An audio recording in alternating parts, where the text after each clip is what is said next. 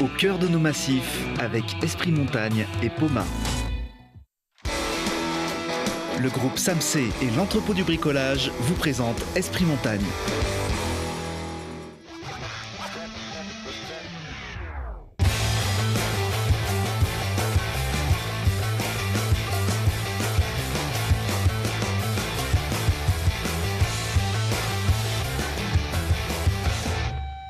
Bienvenue à tous, ravis de vous retrouver fidèles à l'Esprit Montagne alors que nos pistes grouillent de vacanciers et que le soleil ne cesse de briller.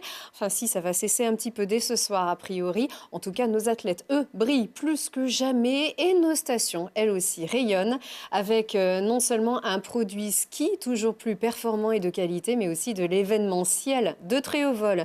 Illustration sur ce plateau avec la station la plus connue du monde, avec ses 21 virages. Il en est des milliers d'autres sur les pistes de l'Alpe d'Huez, bien sûr. Monsieur le maire Jean-Yves Noiret, bonsoir. Bonsoir. Merci d'être avec nous, tout va bien? Avec grand plaisir. Et le Vercors va s'animer encore un petit peu plus dans quelques jours. Du 5 au 11 mars, le plateau accueille les championnats du monde de ski adapté. Avec nous, Yves Frécon, bonsoir. Bonsoir. Président du comité départemental de sport adapté. On revient vers vous dans un instant pour parler de tout ça. Et tout de suite, on jette un coup d'œil au podium. Car ça continue, et notamment sur les bosses. Alors on commence avec Perrine Lafont Perrine Lafont, on va y arriver, et Ben Cavé. Perrine Lafont, 2 victoires et 1 main sur le bloc de cristal pour la Pyrénéenne. Et puis Ben Cavé, 3e sur les bosses pour le skieur de Châtel. Bastien Midol, 2 victoires à Sunny Valley en Russie. Et le globe de cristal en ski cross. Du coup, c'est une première pour le champion du Grand Bornand. Vous l'avez reconnu, Alexis Pinturo, encore une nouvelle victoire en Coupe du Monde. Cette fois-ci, c'est en combiné alpin à Bansko. 22 victoires. Ça y est, il égale Carole Merle. Et puis, le leader de Courchevel remporte donc le globe de cristal de la spécialité. Une énorme saison pour Alexis Pinturo. Ça fait bien plaisir. On a aussi Thomas Fanara qui a un nouveau podium, lui, à 38 ans. À 38 ans, voilà, vous le savez, à Bansko. Donc, c'est son 3e podium de l'hiver. Et on vous le rappelait, c'est sa tournée d'adieu à ce skieur qui, décidément, n'a jamais été aussi en forme. Le skieur donc de Pras-sur-Arly. La France aussi est championne du monde junior. C'est à Val d'Ifassa, c'était avec Marie Lamure de Courchevel, Doriane Escan qui était associée à Augustin Bianchini de Méribel et Jérémy Lagier-Lessaisie. Super médaille d'or pour nos jeunes skieurs. Et puis on a aussi une dernière médaille, c'est une médaille de bronze pour Florian Loriot, une médaille de bronze en Super G. Ça y va cette saison pour nos skieurs, hein? C'est parfait, c'est très bien. C'est une belle récompense pour tout le staff de la fédération, notamment pour son président. Alors, si on est un petit peu plus chauvin, on pense à Jennifer Pio, votre skieuse, votre descendeuse, qui avait un bon petit coup au moral quand même après ne pas avoir été sélectionnée pour les mondiaux. Elle s'est un tout petit peu blessée. Là, elle repart en forme. Elle part en Russie. Elle est en Russie actuellement. Elle enchaîne sur la République tchèque. Elle se remet bien dans la course. On va croiser les doigts. Jennifer a l'avenir devant elle. On l'a vu avec Thomas. Il y a encore un petit peu de temps pour elle pour réussir. Et puis, elle a la volonté. Elle a vraiment du ski au fond d'elle-même. C'est quelqu'un qui réussira, j'en suis persuadé, à faire quelques performances. Et je le souhaite vraiment pour elle parce que c'est quelqu'un de qualité. Elle rebondit déjà très bien. Elle aurait aimé être avec nous d'ailleurs ici sur ce plateau et avec vous. On lui passe bien sûr un petit coucou et ça n'est que partie remise. Allez, on enchaîne avec vous. Bien sûr, vous êtes notre invité de la semaine.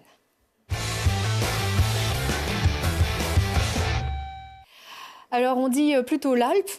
Souvent, ici à Grenoble, l'Alpe d'Huez est très familière.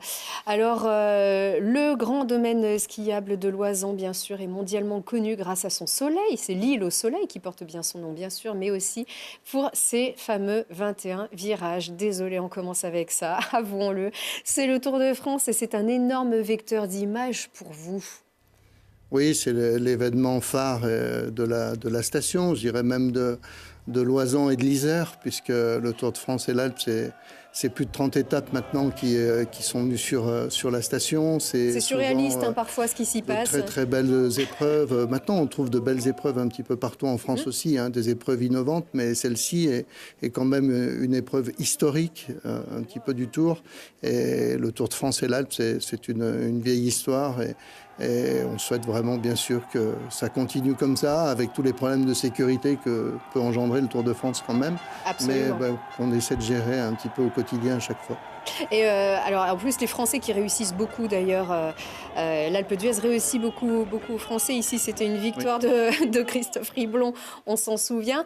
Mais ce qui fait son mythe, qu'est-ce qui fait le mythe de l'Alpe d'Huez au Tour de France? C'est ces fameux 21 virages qu'on peut voir d'en bas et d'en haut, bien sûr. Je pense que celui qui a eu la bonne idée de les numéroter à l'époque a été récompensé, puisque ces 21 virages, c'est un peu le site aussi. C'est une route suffisamment large pour permettre à 1 million de spectateurs de venir sur place. C'est un espace qui est assez facile aujourd'hui à filmer. On a une vue d'hélicoptère qui est assez royale, une arrivée qui est quand même sur une quinzaine de kilomètres en pleine côte, donc qui n'est pas toujours facile à escalader. On l'a même fait 2 fois quand Christophe Riblon a gagné. Donc, non, je crois que l'espace est assez sympathique, et puis il reflète un petit peu le nombre de passages que l'on a dans l'été, puisque on estime à peu près entre 800 et 1200 personnes, on les compte maintenant, on a mis un comptage en bas de la montée, entre le 15 juin et le 15 septembre. Avec aussi cette fameuse fête sur le virage 7. C'est particulier, c'est le virage des Hollandais, une vraie communication entre tout un pays qui vient d'ailleurs pour organiser aussi de l'Alpe d'Huez pour le Téléthon hollandais quelques jours avant, le 6 juin, et qui en fait se retrouvent dans cette montée de l'Alpe, puisqu'ils avaient jusqu'à présent, ils ont toujours le record du nombre de victoires sur la montée. Oui, et puis il y a aussi ces fameux mythes, on se souvient, les Monde et Hinault qui arrivent main dans la main. Oui, voilà. Donc il y a effectivement un mythe, l'Alpe d'Huez, qui fait qu'on vous connaît, notamment aux États-Unis. Tout le monde connaît l'Alpe d'Huez parce qu'on suit beaucoup le Tour de France. On est très très connu au niveau du vélo, du Tour de France, justement. Mais par contre, c'est vrai que ce qu'on cherche toujours, c'est de se faire connaître un peu plus comme une station de ski. Mais bon, l'intérêt quand même aujourd'hui, c'est que effectivement le mot Alpes résonne dans le monde entier. Et à nous de faire le nécessaire pour que le Tour de France nous amène aussi toute une clientèle en hiver pour le ski. Mais bon, on est de plus en plus aussi une station d'aidé avec le vélo, le VTT, avec beaucoup d'animations l'été. L'été prend en montagne un rôle important, un peu plus de 20% maintenant chez nous déjà. Donc on pense que ça va même augmenter, puisqu'on se dirige vers pas forcément une 4 saisons, une année avec 4 saisons, mais déjà avec 2 grosses saisons, saison d'hiver, saison d'été. L'intersaison, pour l'instant, c'est plutôt pour des groupes ou des visites de week-end. Mais c'est vrai que l'été devient important, et notamment grâce au Tour et grâce à l'impact des 21 virages. On va justement développer un petit peu cet aspect été dans notre bonus d'Esprit Montagne, dans notre extension d'émission sur notre site web.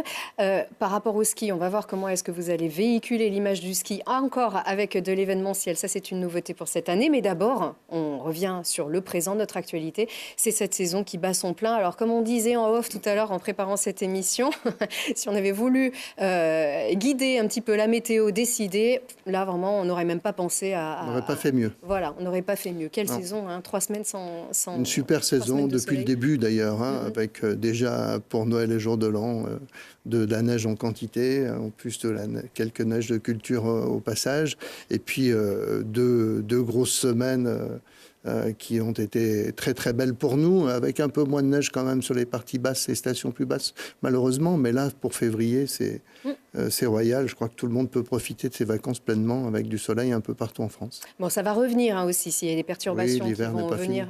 Rajouter quand même quelques flocons, on l'espère aussi. C'est vrai qu'il a fait chaud quand même ces derniers temps. Combien de kilomètres de piste à l'Alpe d'Huez pour que se rende compte de l'ampleur de ce domaine? Les kilomètres de piste, ça veut tout dire et rien dire. Quelquefois rien dire, parce qu'aujourd'hui, il y a plusieurs chiffres. C'est le nombre de kilomètres. On est aux alentours de 240, 250 kilomètres.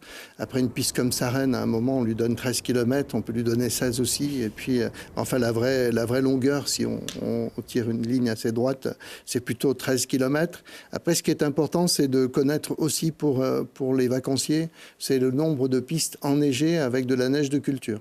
Aujourd'hui, c'est important qu'une station puisse dire j'ai 60% de mon domaine en neige de culture. Ça veut dire qu'on assure une prestation sur le domaine, parce qu'on a des pistes où quelquefois, des secteurs où sur une même butte, il peut y avoir 6 pistes. En garantie en fait, du ski. l'important, garantie du ski, et l'important, c'est au moins d'en garantir 2, parce que 2 suffisent largement pour justement rendre la butte accessible. Donc, le ski, le snow, l'Alpe d'Huez, c'est vraiment pour tout le monde. Oui, le ski, le snow, c'est plus pratique de faire du snow, bien sûr, même le ski nordique, chez nous, le biathlon d'ailleurs, qui prend beaucoup, avec les résultats aussi des Français. Mais c'est vrai que le snow a une tendance à diminuer par le fait que lorsqu'on a de la neige un petit peu plus difficile, un petit peu plus dure, c'est quand même moins intéressant que lorsqu'on a une belle poudreuse, comme on a pu avoir à un moment début janvier. Vous y skiez, vous, à l'Alpe, Yves Frécon? Ah oui, tout à fait. Que je vous vois vous acquiescer. Oui, moi j'y suis allé au mois de janvier, il faisait très froid, donc on a pu apprécier la qualité de la neige. Et puis même l'année dernière, fin de saison, c'est ce que vous expliquiez, on se retrouve sur les bas des pistes, avec des pistes encore enneigées au canon à neige, qui permet de pouvoir exploiter le ski jusqu'en bas de la station. Janvier. Bon, vous êtes un bon élève alors, parce que janvier, c'est la période, c'est le petit coup de mou. Plus difficile, c'est la période où on fait un peu d'événementiel, comme en été, où on a le festival du film de comédie au passage. Mais c'est vrai que c'est une période qui est un petit peu moins fréquentée, par le fait aussi qu'on a un manque de lits orienté vers les groupes aussi sur l'Alpe d'Huez. Globalement, on a un manque de lits, mais surtout pour les groupes. Donc, on est en train de remédier à ça avec un nouveau PLU qui nous permettra justement d'avoir un nombre de lits plus conséquent dans un secteur dédié avec uniquement de la location pour justement un groupe qui voudrait venir une semaine. Aujourd'hui, on a un peu de difficulté à loger des groupes avec des familles et la mixité n'est pas toujours facile. Mais c'est vrai que janvier, c'est notre enjeu du PLU. C'est l'enjeu des années à venir. C'est-à-dire qu'aujourd'hui, on a beaucoup de monde pendant les vacances scolaires. L'objectif, c'est de remplir un peu plus la station, comme certaines comme Val Thorens, par exemple, qui sont beaucoup plus remplies que nous dans les périodes de janvier ou fin mars. C'est d'ailleurs pour ça qu'on s'est tourné aussi vers le festival Tomorrowland au mois de mars. Alors, on en reparlera après. On en parle juste après, parce que, comme on parlait aujourd'hui, vous voulez donc une meilleure coordination, vous voulez que ce soit plus cohérent, en tout cas dans l'offre de lits, notamment, et pour les publics, pour la location, pour les groupes et pour les familles. Mais également, vous voulez une station où on circule, une station qui respire, et où ce soit facile de se déplacer sans prendre sa voiture ou sans faire trop d'efforts non plus. Et la grosse nouveauté, elle a quelques jours, on va dire, elle a quelques semaines, c'est l'Alpe Express qui donc a été inauguré. C'est un POMA qui est révolutionnaire pour vous. Tout à fait, c'est un POMA comme souvent l'entreprise POMA peut le faire, c'est-à-dire s'organise en fonction de la demande du client. C'est comme ça qu'on a plusieurs remontées mécaniques POMA, des télémix beaucoup, mais là en l'occurrence c'est un télécabine qui permet de circuler dans la station. Là on voit des images avec l'hôtel, le nouvel hôtel de Daria Inor qui se situe sur l'éclose, mais l'avantage, c'est de mettre le Vieil Alpe et le cœur de la station, cœur historique de la station, à 6 minutes du front de neige. Et là aussi, effectivement, comme vous dites, ça veut dire suppression des voitures, ça veut dire une obligation pour la collectivité de créer aussi des parkings souterrains et des cheminements piétons pour que tout le monde puisse s'y retrouver. C'est un transport urbain, finalement. C'est un transport urbain. Et ça, c'est la première partie du transport urbain. La deuxième étant dédiée sur la partie plus basse, qui part d'Huez, village, et qui démarrera cette année, avec une gare intermédiaire, justement, pour un parking pour les personnes qui viennent skier à la journée, au niveau de la Patte d'Oie, c'est-à-dire juste au-dessus d'Huez. Mais ça, c'est pas qu'un défi écologique, alors. C'est vraiment le bon sens. C'est le bon sens. C'est le bon sens. Je viens, je gare ma voiture, je pars en télécabine, je redescends au ski le soir. J'ai pas à monter jusqu'à la station. J'ai pas à trouver de parking souterrain pour me garer. Il y aura un espace suffisamment important pour ça. Et mine de rien, ça évite aussi beaucoup de voitures dans la station parce que on n'est pas une station qui a été, comme certaines, je reprends Val Thorens puisque c'est la base, organisée pour ça. C'est une station où nous, il y a beaucoup de parkings en aérien, toute une historique de l'Alpe d'Huez qui n'a pas été prévue pour du parking souterrain et du cheminement piéton. Donc on est en train de rattraper un petit peu ce niveau-là. Et effectivement, POMA nous a apporté toute sa connaissance Et en plus, connaissance particulière, puisque le premier tronçon de la télécabine Alpes Express qu'on a inauguré au mois de janvier, en fait, est aujourd'hui porté par un secteur qui s'appelait à l'époque le secteur de la famille Pomagaski, puisque c'est le premier téléski qui a été construit chez nous en 1936. On a le même âge avec Poma, et donc c'était sur le même secteur. Une petite histoire entre vous, alors, avec Poma. Et donc, on parlait de, effectivement, cette petite révolution du transport. Ça ne suffit pas encore pour mieux véhiculer votre image de ski. Vous aimez l'électro, Yves? Non, je ne connais pas trop. Hein. Non, pas trop. plus que ça. Non. Cela dit, je suis sûre que vous aimez les festivals. Et alors là, c'est une grande première pour un festival mythique, le Tomorrowland, donc qui va, dans quelques jours, s'installer ici. On voit donc le montage de cette scène phénoménale.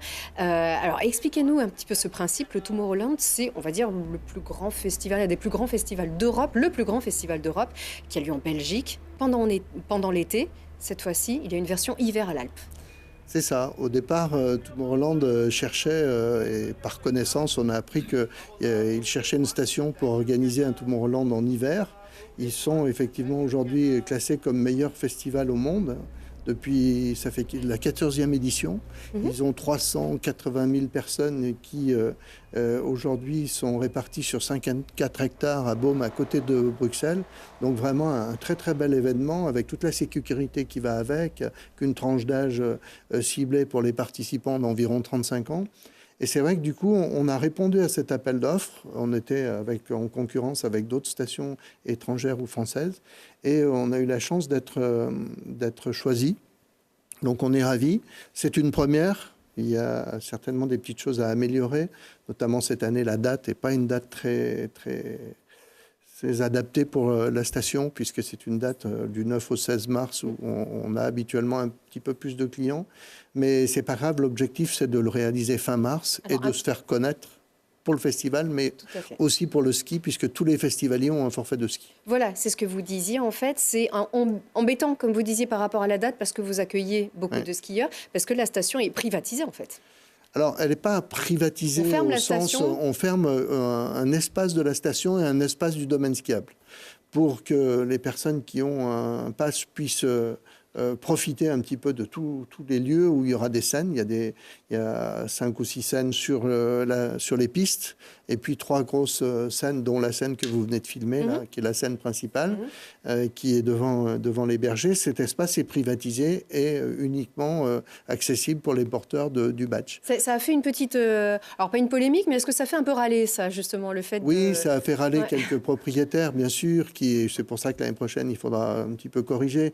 Mais on a proposé à ces mêmes propriétaires de venir participer quand même à une journée, de voir ce que c'était aussi, parce que c'est dommage d'être sur l'Alpe et puis de ne pas en profiter. Donc, effectivement, dans le forfait saison, on a retiré les 4 jours du festival, puisque seuls ceux qui ont voulu adhérer au festival ont ces 4 jours. Mais il y a un coup à jouer pour vous à faire ça. Alors, il y a un coup à jouer surtout au niveau de la promotion de la station et de la promotion ski. Alors, non seulement en Belgique, mais comme vous disiez tout à l'heure, il y a des personnes du monde entier qui viennent. Et certains, d'ailleurs, viennent, et on en saura plus quand on débriefera sur le premier événement, mais viennent peut-être plus pour le festival que pour le ski au départ, parce qu'ils ne savent pas forcément que, en fait, c'est une station de ski, d'où l'intérêt à terme. En 4 jours d'inscription, Tomorrowland, l'organisation a vu à peu près 40 000 inscriptions. Aujourd'hui, on a répondu à peu près 20 000 et on a une liste d'attente déjà pour l'année prochaine de 36 000. Donc, on va pouvoir envisager l'avenir et corriger les petites imperfections de la première année. Skier à cette époque-là, alors. Donc, il y aura beaucoup de skieurs sur les pistes. Il faut aller skier. En fait, il n'y a pas plus de skieurs que les autres semaines parce que c'est une semaine finalement... qui est bien moins chargé que la semaine actuelle sur la station. Mais par contre, c'est une semaine réservée, effectivement, sur une partie du domaine. Donc, on peut skier sur le reste, sur Auze, Vaujany, Auris, Vidar.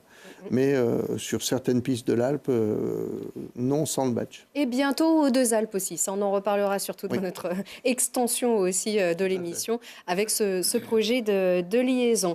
On vient de parler d'événementiel avec vous. On reste d'ailleurs sur l'événementiel avec vous, Yves. Mais ça, c'est un événementiel un petit peu plus sportif. C'est à suivre. Et c'est d'ailleurs un événementiel au pied levé. Vous avez dû organiser ni plus ni moins qu'un championnat du monde de ski adapté. C'est à partir du 5 au 11 mars sur le plateau du Vercors. Les championnats du monde, donc les meilleurs skieurs internationaux sur le plateau du Vercors, sur les montagnes de Lens, sur Lens-en-Vercors, sur Autran. Donc, et c'est vous qui êtes donc à la manœuvre. Comment est-ce que vous avez pu reprendre une organisation, on va dire quelques semaines avant, en fait, il y a eu un désistement de la Suède. Désistement de la Suède au mois de décembre, et nous, on nous a refilé le bébé juste le 18 décembre. Alors, on ne s'est pas trop inquiété, parce qu'on sait que nos deux stations, Autran-Méaudre et Lens-en-Vercors, sont toujours aptes à nous recevoir. Et ça s'est fait très naturellement. Et vous savez faire? Oui, on sait faire. On a organisé les championnats du monde déjà en 2011, déjà sur ces deux stations, et avec une année en plus où il n'y avait pas de neige, donc c'était quand même extraordinaire. Et puis, on est dans une année avec un esprit pour pouvoir réintégrer les Paralympiques, donc on ne pouvait pas laisser passer ça, quoi. Alors, qui sera là sur ces championnats du monde de ski adapté? On le rappelle, il y a différents types de handicap. Alors, c'est uniquement des handicapés porteurs d'un handicap psychique ou mental. Donc, on retrouve en particulier trisomie et autisme, mais tous les handicaps au niveau mental. Et puis, ce sont que des sportifs de haut niveau, donc statut sportif de haut niveau. On nous demande toujours, bah oui, c'est des peintureaux en herbe, ils ont les mêmes statuts. Et ils skient, nos skieurs français skient toute la saison sur des courses régionales pour essayer d'attraper des points FIS en milieu ordinaire. Donc voilà, et on est vraiment sur un championnat où on est vraiment sur une approche pour Pékin 2022. C'est très, très important pour nous. Oui, exactement. Intégrer les Paralympiques. Intégrer les Paralympiques d'hiver, puisqu'on a réintégré les Paralympiques d'été depuis Londres. Mais là, c'est un gros challenge pour ça. Donc, on aura quand même des gens très importants qui viendront de l'IPC. On aura Marie-Amélie Le Fur, qui est la présidente du Paralympique français. On aura des testeurs. On aura notre président, Marc Truffaut, qui est aussi président de l'INAS, qui sera présent aussi. Et on attend beaucoup de spectateurs pour encourager ces sportifs, comme on dit souvent, différents comme tout le monde. Voilà, différents comme tout le monde, avec quand même une sacrée dose émotionnelle, parce qu'il y a tellement de boulot derrière, aussi bien de la part des athlètes, de la part les encadrants, les entraîneurs, les familles. Et vraiment, c'est une immense famille en fait qu'on voit ici sur cet événement. Ah, tout à fait, oui. Et puis des bénévoles qui, chaque fois qu'on organise, se déplacent sur le plateau, les partenaires locaux qui sont très très présents, et puis quelques partenaires nationaux, bien sûr. Mais là, on ne pouvait pas passer à côté. C'était vraiment, et cette année, on aura 12 nations, ce qui est très rare. On aura 12 nations qui sont les leaders de ce championnat du monde. La France reste le leader en alpin. Donc, et puis voilà, je vous dis toujours cette réintégration avec ce fil rouge qui est important. On rentrera dans les détails de cet événement dans notre bonus d'Esprit Montagne. On rappelle juste que le jeudi, donc c'est à partir du 7 au 10, mais déjà le 5, les équipes seront là. Donc jeudi Super G pour l'alpin, vendredi le géant, samedi c'est le slalom parallèle et dimanche le slalom, ça c'est pour l'alpin. Et en nordique, donc sur Autran-Méaudre, ça sera les moyennes distances avec le 10 km hommes et 5 km femmes. Et puis le sprint vendredi, samedi le relais, dimanche les longues distances. Donc ça va vivre vraiment ce Oui, ski. une soixantaine de coureurs en plus, donc vraiment du beau monde et des belles nations. Du très très beau monde. Merci beaucoup d'avoir présenté cet événement ici sur notre plateau. Belle saison à vous deux, voilà. Et on vous retrouve bien sûr. Merci à vous aussi pour votre vos engagements respectifs. Voilà. En espérant qu'on se retrouve à l'Alpe d'Huez pour un prochain championnat de France de sport adapté dans les années qui arrivent. Parti, on va vous laisser les compétitions. Voilà, on va vous laisser discuter en coulisses. Merci à vous de nous avoir suivis. À très vite.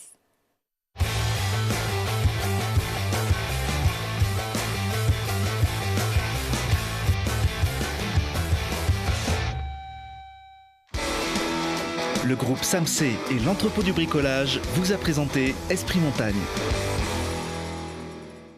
Au cœur de nos massifs avec Esprit Montagne et Poma.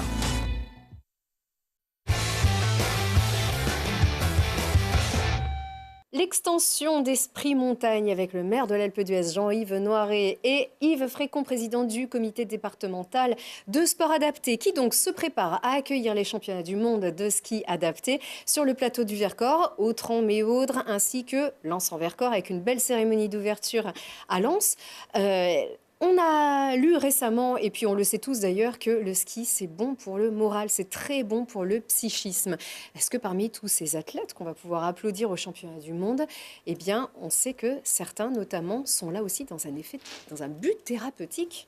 Ah, tout à fait, mais le sport en général, de toute façon. Mais c'est vrai que le ski apporte pour nos sportifs un équilibre et une découverte et des choses. Moi, je prends souvent le cas de mon fils autiste qui avait du mal à toucher, à contacter, etc. Et Benoît, et qui maintenant touche des piquets de slalom. Il est passé par le rugby, par la boxe.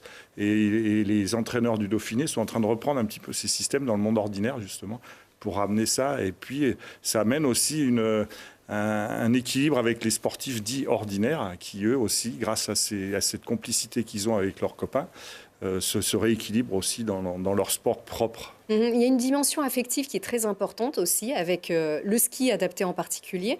On sait que c'est un sport qui est difficile, qu'il faut travailler, c'est peu évident. On a aussi la question de la gestion des émotions aussi avec ce public, avec ces athlètes, avec ces sportifs, d'où un gros engagement aussi de la part de leurs accompagnants. On parlait de l'intérêt de l'intégration aux Paralympiques. Est-ce qu'il y a vraiment une dimension affective qui a vraiment changé, on va dire, de la part des partenaires, du public?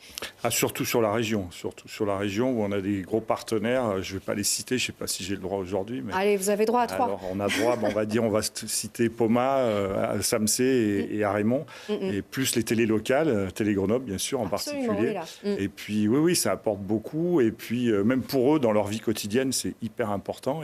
Et le public commence à avoir un autre regard sur le sport adapté. Ils confondaient souvent avec le handisport. Et à chaque fois, on faisait la réflexion, qu'est-ce que les gens venaient voir nos courses, ils nous disaient, tiens, la course est finie, on n'a pas vu les handicapés courir. Voilà, donc ça se rapproche vraiment du monde ordinaire et c'est ce qu'on cherche. On cherche qu'il y ait vraiment une intégration et une inclusion, comme on emploie beaucoup le mot aujourd'hui, dans le monde du travail aussi et dans le sport. Surtout ne pas nier les différences, ça c'est important. Tout à fait. Eux les nient pas, ça c'est clair. Et ils apportent vraiment beaucoup de choses et d'émotions à tous les gens qui les côtoient aujourd'hui. Bon, on est bien parti pour faire des résultats, du coup, on a vu qu'il y a un très beau plateau. On a un très beau plateau. Malheureusement, on a notre championne du monde qui s'est cassé tibia péroné en début de saison, donc qui ne sera pas présente, qui sera là comme marraine, mais qui ne sera pas présente. Autrement, oui, on espère avec les garçons, puisqu'on n'avait qu'une fille, avec les garçons, truster quelques titres de champion du monde. Absolument. Donc vous avez bien retenu les dates. Donc la fête commence le 5 mars donc sur le plateau du Vercors, à Lens-en-Vercors en particulier. Et donc pour les compétitions, c'est du 7 au 11. Des nouvelles de votre autre fils aussi, Mathieu? Comment ça va? Mathieu, ça va. Il joue cette année. Il est reparti en première division de la Ligue du championnat de hockey sur glace. Voilà, puisqu'il a joué, c'est un ancien brûleur de loup. Tout à fait, un ancien brûleur de loup. On sera d'ailleurs sur la patinoire avec nos skieurs vendredi soir pour le premier match d'ouverture des quarts de finale de la Ligue Magnus. Ouais, alors ça c'est génial. Un vendredi soir à la patinoire Pôle Sud, ça c'est un événement à pas rater, un super geste de la part des brûleurs de loup. Tout à fait. Jean-Yves Noiret, on disait peut-être bientôt l'organisation d'une compétition de ski adapté à l'Alpe d'Huez. Vous êtes super ouvert. Alors pourquoi pas, même avec plaisir, parce qu'effectivement nous on a organisé plutôt le côté handi. Et on a été, très très surpris de l'engagement qu'avaient tous les coureurs. Avec un plaisir qui effectivement est communicatif par rapport à une personne dite normale qui se plaint souvent quand il fait un petit peu mauvais ou quand il y a quelque chose. Et on l'a fait pendant une semaine de mauvais temps. Et on s'est régalé avec des personnes qui, à un moment, perdaient le chariot, perdaient leurs affaires, mais qui remontaient dessus, qui se faisaient aider, et toujours avec un immense sourire. Donc, je pense que c'est effectivement intéressant pour tout le monde. Et il y a un échange de bons procédés qui est à l'occasion du championnat, mais oui, avec plaisir. C'est vrai que c'est une expression du sport qui est peut-être une des plus belles expressions, puisqu'elle se résume à l'essentiel, à la performance, à la dimension émotionnelle. Puis on se plaint très très facilement. Quand on est valide, on ne se rend pas compte aussi que il y a autre chose et que en fait, il faut aller chercher. Les très beaux moments sont souvent les podiums dans ces compétitions parce que là, on découvre vraiment des choses extraordinaires. Et beaucoup de joie. Donc, il va y avoir d'autres événements aussi sur le plateau du Vercors et notamment les championnats de France d'orientation à ski. C'est à Autran et c'est le week-end prochain, les 2 et 3 mars. Alors, en fait, c'est une course d'orientation pédestre qui vient de Scandinavie et c'est organisé par l'équipe de France militaire au ski qui compte dans ses rangs les meilleurs spécialistes français, à annonce-t-on. Alors, il y a 4 courses en 2 jours et notamment un parcours découverte initiation qui vous est proposé. C'est ouvert à tous, c'est non chronométré et les participants peuvent choisir le degré de difficulté et la durée. Et les inscriptions en plus sont sur place, sur le plateau de Gèves, samedi. Il y a également samedi le Transvercors nordique, c'est dimanche 3 mars et c'est la mythique 53 km entre le col de Rousset et Villard-de-Lans. Il y a aussi la transgénérationnelle, c'est 18 km entre Herbouilly et Villard-de-Lans et c'est parrainé par Robin Duvillard. Ça marche bien, hein, décidément. Un petit clin d'œil quand même aussi sur votre station d'été. Ça, c'est important aussi pour vous. L'Alpe d'Huez, c'est une station qui vit avec le ski, bien sûr, le ski, le snow, tous les skis, toutes les glisses. Alors là, on le voit d'ailleurs, et même quand il fait bien mauvais, hein, d'ailleurs, hein, ça fonctionne bien. Ça fonctionne plutôt bien. Le ski, on voit que vous êtes toujours... Ça remplit bien, ça skie beaucoup, hein, sur les pistes. Oui, le ski fonctionne bien, les saisons sont relativement bonnes. Après, la météo fait que les saisons sont différentes, mais non, c'est pas là-dessus où il faut qu'on appuie, il faut qu'on augmente notre nombre de lits chez nous. Mais par contre, l'été devient un secteur principal pour compléter la saison d'hiver. Alors VTT, vélo de route, le Club Méditerranée, par exemple, va ouvrir ses portes en été 2020, du 15 juin au 15 septembre, comme ils l'ont fait à Samoins l'été dernier, dans l'idée de créer une vraie saison d'été. Et dans l'idée aussi de fidéliser leurs employés sur l'année. Ce qui fait qu'on va ouvrir, nous aussi, nos installations, piscines, patinoires, accès aux remontées mécaniques, accès aux domaines skiables, mais en été. Et c'est là où il faut que, comme en Autriche, on est en train d'essayer de s'organiser pour que, au sommet de chaque remontée mécanique, il y ait des aires de jeu, des restaurants ouverts. Il faut vraiment qu'on arrive à dynamiser l'été. Et le Club Med va beaucoup nous aider, puisque c'est un beau remplissage, un beau club qui ouvrira ses portes avec plus de 1100 personnes. Et surtout sur un cadre trident. On avait un club qui maintenant vieillissait depuis 35 ans. Donc c'est vraiment avec plaisir qu'on va ouvrir la saison d'été 2020. Parce qu'il n'y a pas que le Tour de France en été, du coup. Non. Voilà. Non, il y a beaucoup d'événements l'été. On parlait tout à l'heure avec Yves du triathlon auquel il a participé avec Cyril Neveu. C'est une semaine de triathlon. Après, on a une semaine de vélo avec la Marmotte. On a une semaine du Tour de France lorsqu'il y a le Tour de France. On a la méga-avalanche. Oui, la méga-avalanche, bien sûr. Pas cette année. On est candidat pour 2020, si Christian Prudhomme nous écoute. De toute façon, quand vous candidatez, normalement, il y a des fortes chances. On dit c'est tous les 2 ans, l'Alpe. Hein. On essaie. En concurrence avec Lens-en-Vercors pour 2020. Oui, j'ai vu ça. Et ouais, Grenoble-Lens, hein, ça c'est sûr. On aurait voulu que ce soit d'ailleurs pour fêter les 100 ans du maillot jaune. À Grenoble, ça sera peut-être pour l'an prochain. On va se tirer la bourre un petit peu. On va suivre tout ça, bien sûr. Et ben merci. Candidat pour les étapes du Tour de France. Mais l'Alpe, c'est mythique. Et pourquoi pas les deux? Ça se fait aussi. Non, puis, si je peux me permettre aussi, aujourd'hui, l'accès sur l'Alpe d'Huez depuis Grenoble est beaucoup plus facilité et ça permet quand même de monter dans une station avec un panorama extraordinaire quand on est là-haut. C'est une belle station. L'île au soleil, on le rappelle. Allez, merci beaucoup Jean-Yves Noiret. Merci à vous, merci de l'invitation. Et belle suite de saison à vous. Merci beaucoup et bel événement. On va suivre tout ça de très près. Et malgré qu'il sera peut-être un temps un petit peu passable, mais on sera là. Et c'est pas l'essentiel, on a dit le temps bien sûr, tant qu'il y a l'émotion. Et merci encore à vous. Merci. Merci.